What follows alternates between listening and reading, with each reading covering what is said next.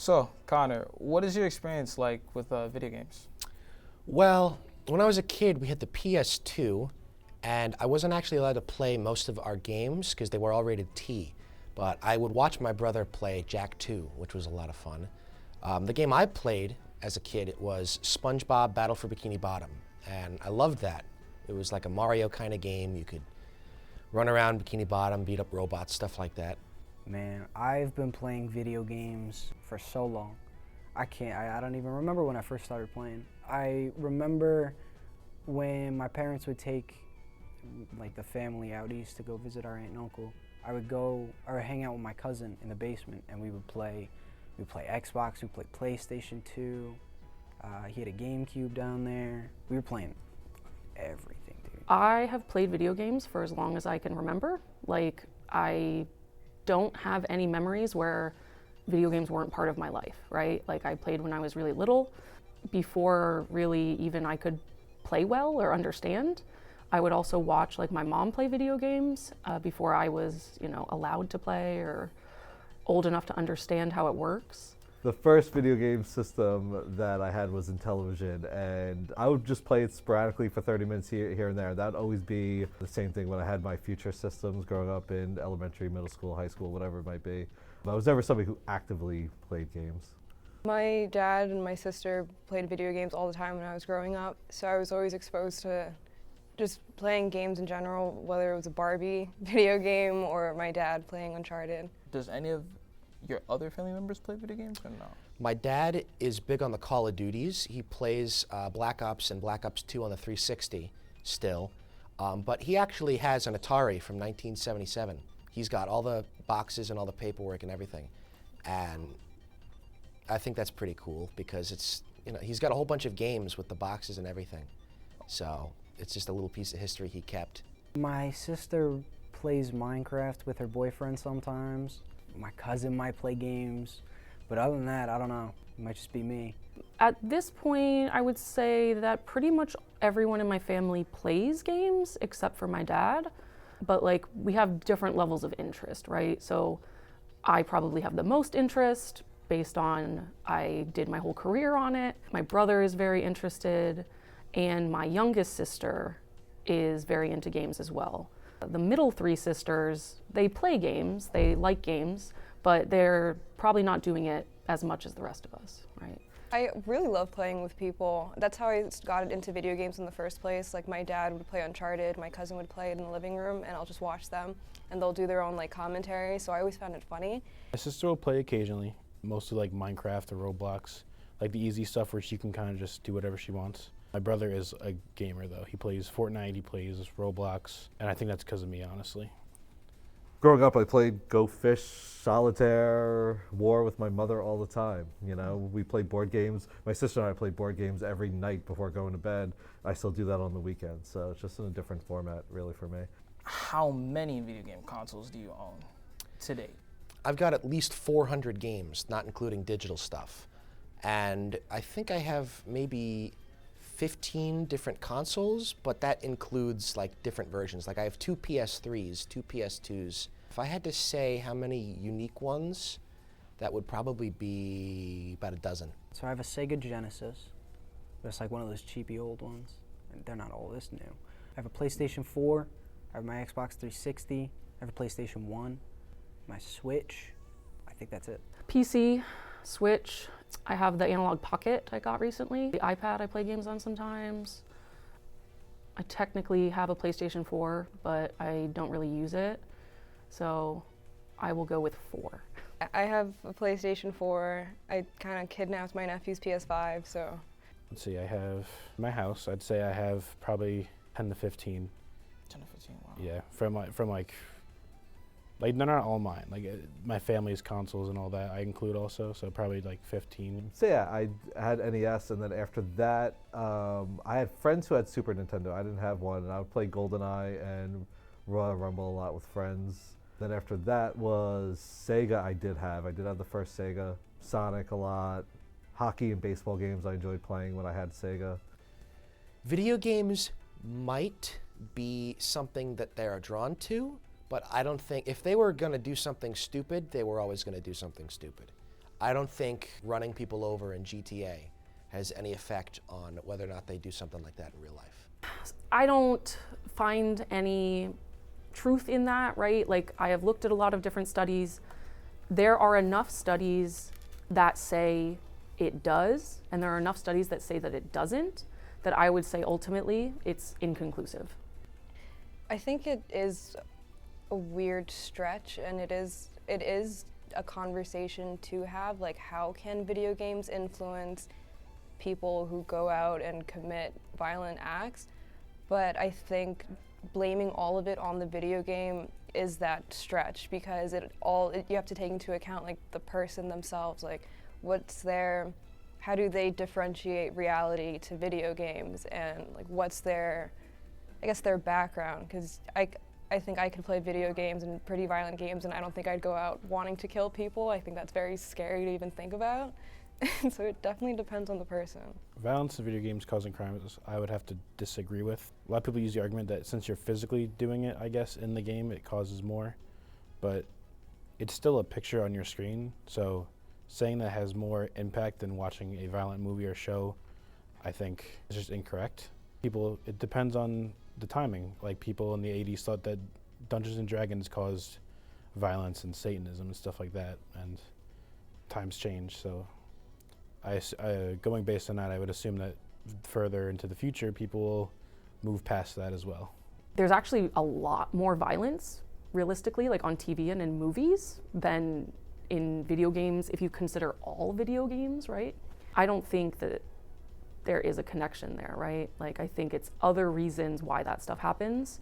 Violent video games cause violent crimes. I mean, I watch a lot of MMA, and I'm not out there just doing mixed martial arts on the street, so I don't think that necessarily equates to being a violent person. For somebody who has violent tendencies, I can see them being attracted to games. And I also think I worry about young adults and the content in general that they're able to, because I think you're just in general, take it outside of video games, just today, it's so you have such very easily have access to content on YouTube in general. So I don't think this is just a video game issue. I just think parents, it's just hard to control every device, every digital platform that your kids are on, and so you just do the best you can. That's why, like, for my son, I waited until this year to even allow him to play video games. So, Is there a genre you enjoy the most? Has that changed over the years?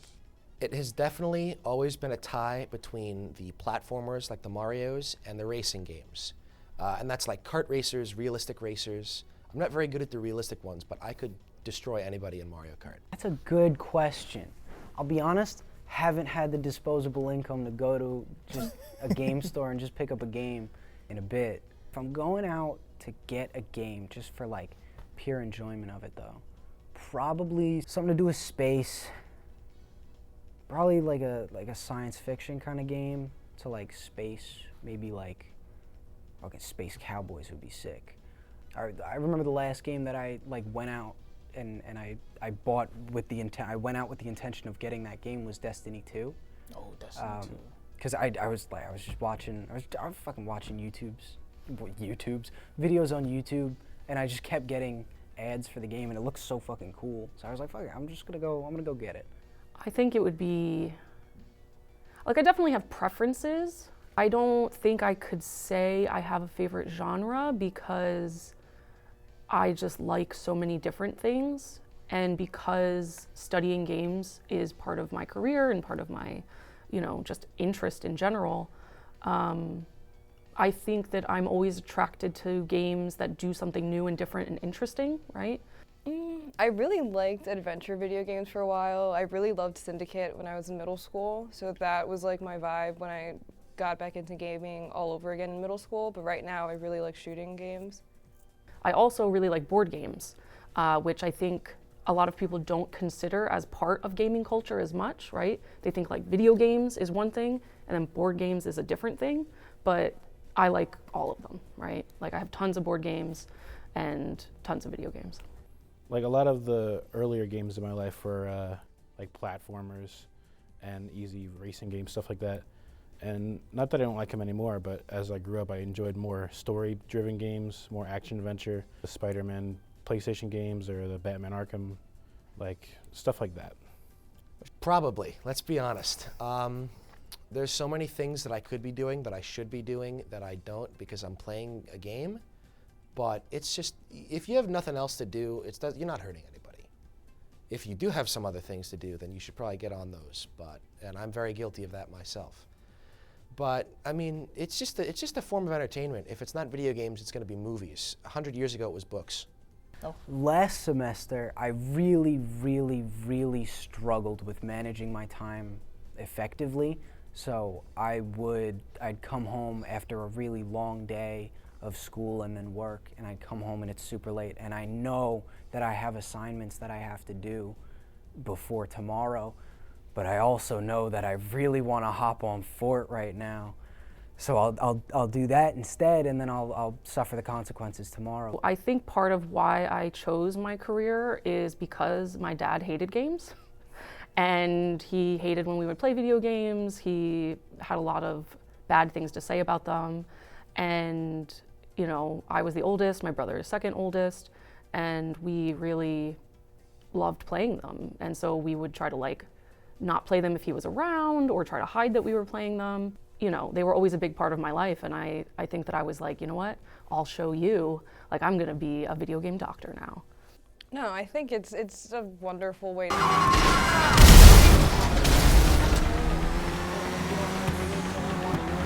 really want to talk to anybody for a little bit, or you just want to hang out with your friends but from home. It's just a great way to build that connection. But no, I don't think they're a waste of time. Like I've said earlier, you get a lot of value. Either a good story, interesting characters, same stuff as a movie or show. And if you're not doing anything in the moment anyway, like might as well do something you enjoy. Somebody's passionate, that's their hobby, that's what they want to do. My son is getting very interested. He's 6, he's going to be turning 7.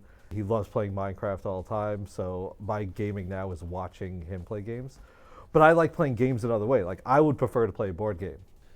Well, I think you can be competitive with something without it being a sport. You can call it an e-sport, but it is an e-sport. I think that is in opposition to a sport. Like, if somebody's playing football and like professionally, there's a level of like skill and effort that goes into that. Absolutely. 100% gaming is a sport.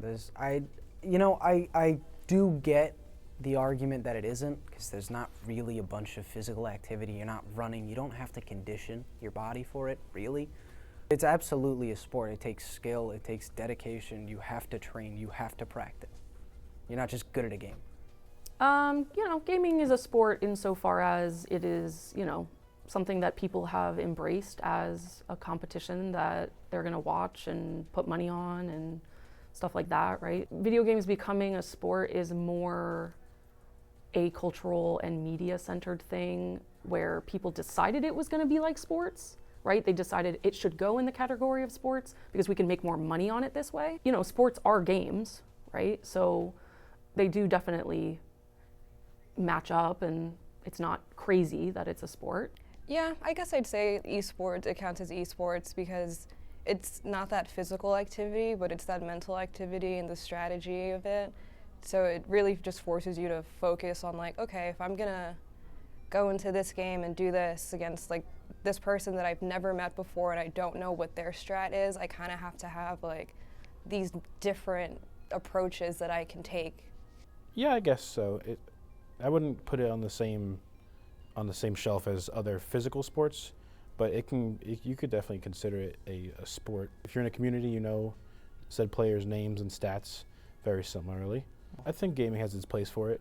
If you're not into it, you don't gotta watch it, and if you really wanna dive deep, you can dive deep. There's Twitch, there's YouTube, other sources for it. So I define a sport as internal, external rewards, athletic skill, mental, physical, winning championships. And there's certain aspects of that gaming falls under. I think the mental side, there's awards if you're with a team and for individual. Personally, I struggle with like the competition side, like the physical side, but I know the argument of like controlling with your hands and stuff like that and movement. So for me personally, I don't consider gaming a sport, but I can understand why somebody would believe that it is. That's always tough. There's always a different answer. Some days I'm feeling Nintendo 64, some days I'm feeling the Wii U. I don't think I really have a preference for any of them. If I really had to pick, it would probably be the 3DS. Oh, a favorite console? Man, I'll always be partial to the 360 because that's the only console you can play Skate 2 on anymore. But man, for more like modern games and just like day-to-day playing, I'm on more PlayStation. I would say PC would be my favorite console because you just have the most options, right? Like you can play most games. In general, a lot of games are not easier to play, but you get more control with the mouse and keyboard, you know? There's usually strong online communities for a lot of the things, right? My favorite right now is the PS5. That's because there's a lot of games that are being ported over from other stuff. There's the entire PS4 library. There's just a lot of different games I can play that I enjoy that I can play on that one console. My favorite console, NES1, simplistic, easy to use, 2 buttons, 4 hours, directions to go. It's very basic. I can actually play it, not lose. It's fantastic. NES1. I don't like them. I think they're stupid. Really? I have a very strong opinion towards them, if you can guess. They're just not the same. Like, you can like them, that's fair, but they're not the same, and I don't like when people pretend they are. Personally, I think it depends on the game. So like a franchised game like Call of Duty or PUBG, I don't think belongs on a phone simply because like you're not gonna play the game the way it was designed to be played. You're not gonna get the graphics, you're not gonna get the connection, your ping is gonna be garbage, your connection is just dog shit on a phone. I play Monopoly Go on my phone. I got this little bridge game I like playing. So like I think mobile games definitely have their place, but in the broader scope of video games, it shouldn't necessarily be like, remember this game you loved from an actual console? We ported it to your phone so it looks and plays worse, so you can play it and kind of hate it. I think mobile games are controversial. There's good things about them, and then there's really nefarious things about them, right? Like some of the subscription models and ways that they ask people to pay are very predatory. But I don't think that just by something being a mobile game makes it inherently any worse than other types of games, right? Like you can do some really cool stuff with mobile gaming that is not possible on a PC or on a console, right? Like Pokemon Go is not possible with other technology. Like it needs to be your phone, and that's something that you carry with you all the time anyway. So that's amazing that we get to, play a game like that where you're doing the real world and the Pokemon world. That wouldn't be possible without mobile gaming being a thing that exists. I really don't play mobile games. I feel like a lot of them are just the same formula, like the Candy Crush formula, I feel like is in a lot of these games, or those like ads you'll get where it's like deliver these packages, and you know what I'm talking about, like those weird route games. Yeah, like I don't know, I never really found them interesting because there was no point, no objective. I also think that it has led to different innovations in game design, right? So the kind of, and I'm not saying they're necessarily good or bad, but they are definitely different, right?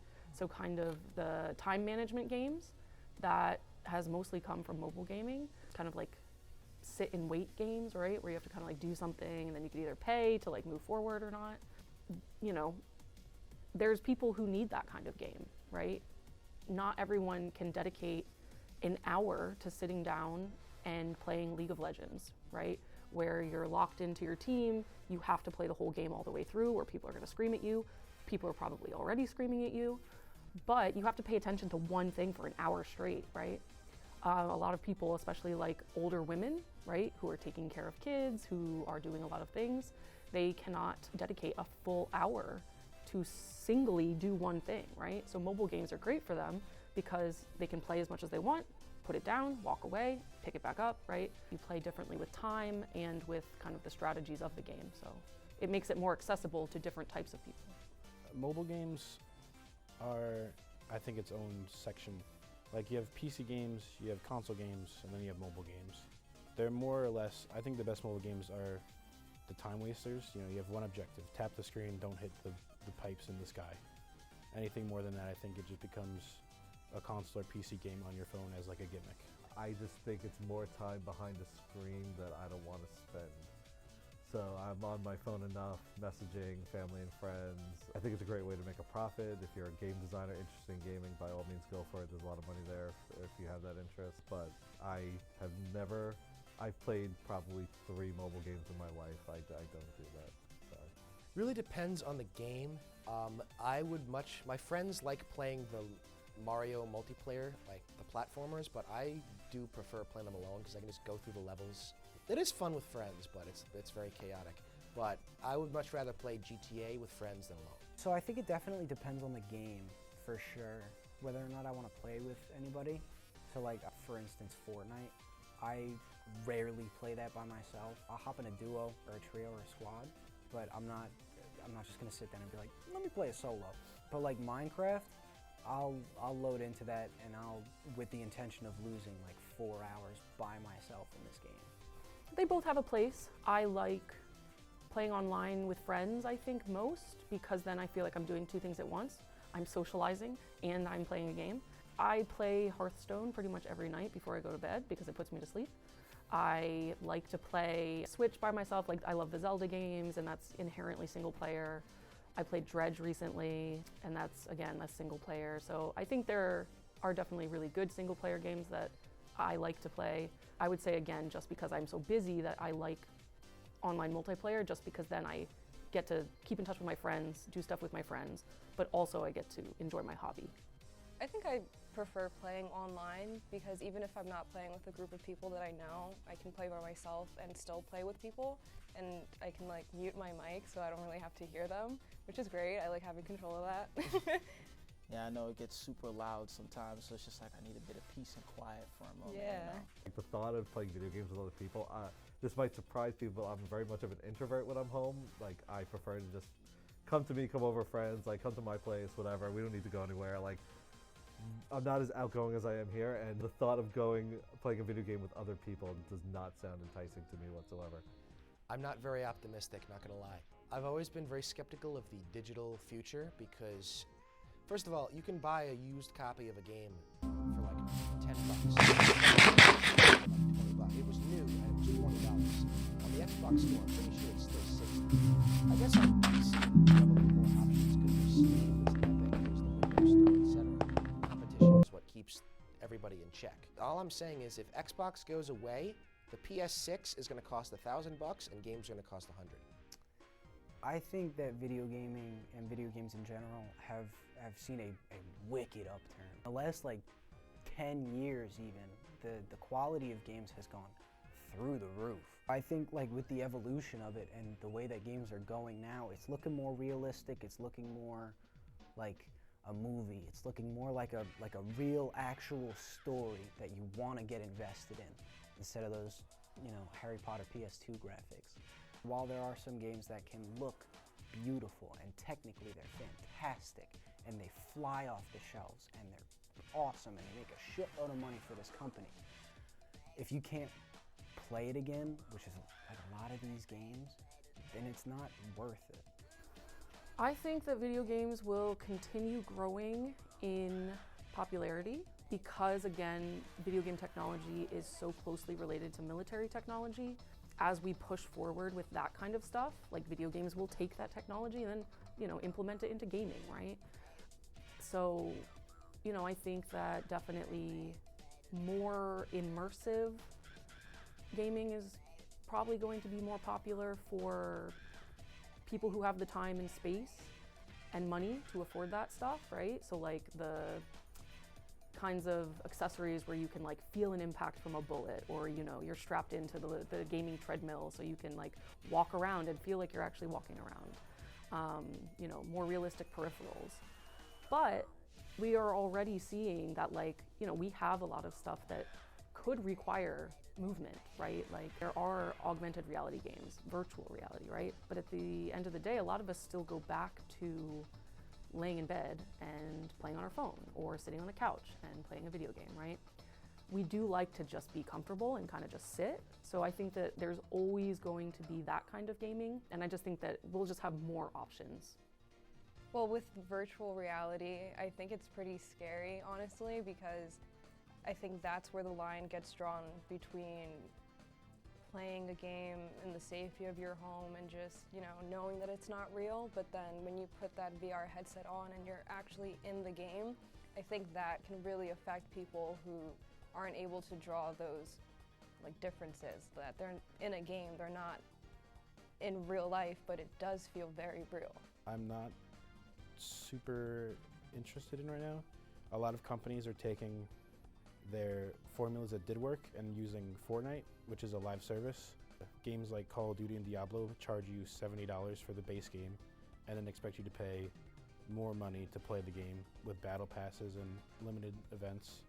The new Suicide Squad game got a lot of hate because you're paying $70 for a 10-hour game and they expect you to pay more to get the rest of the story that comes out later.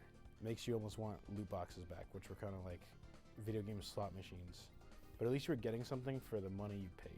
Well, I think there's going to be a massive amount of young adults that want to do this for a career, whether it's game designing, creating games. I think that's going to be an industry that a lot of young adults are going to want to go into. Considering there's so many devices, I think it's an opportunity. There's so many ways to tell stories today in general that I think it's an industry that a lot of people want to get into. It's expensive. I don't know how everybody affords it. I'm very impressed, especially the price of video games. So I am intrigued and interested to see how much these systems are going to go for. Not at all. My best friend of, God, it's 2024. My best friend of 6 years, I met him on Animal Crossing. Really? And Wow. we have met 2 or 3 times in real life now.